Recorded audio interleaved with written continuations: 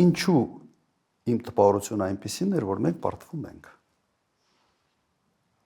Ես չի տեսնում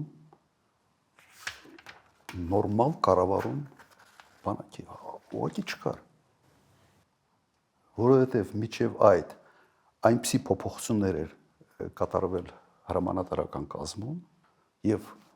առանցքային պաշտոններում նշանակվել են մարդիկ, որոնց հակով չէր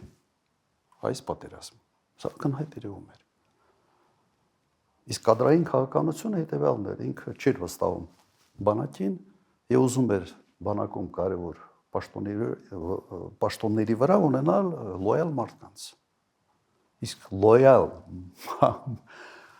գեներալը կամ լոյալ բարձրաստիճան սպա միշտ չի որ այն սպան է, որը ունի բավարար հմտություններ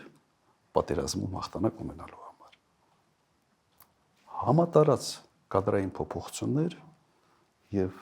հիմքում միայն եղել է լոյալությունը։ Վատեր ընդհանրապես բանակի մատակարարման հետ կապված ուղղակի բոլոր հարցերը։ Բոլոր, անխտիր։ Միջպատերազմը հայտարարվել էր, որ օդը փակ է, չէ՞, եթե չեմ սխալվում։ Ստեփանագերտի օդը փակ է, Արայիկ Հարությունյանն էր ասել։ Բացարձակապես այդպես չէր։ Բացարձակապես։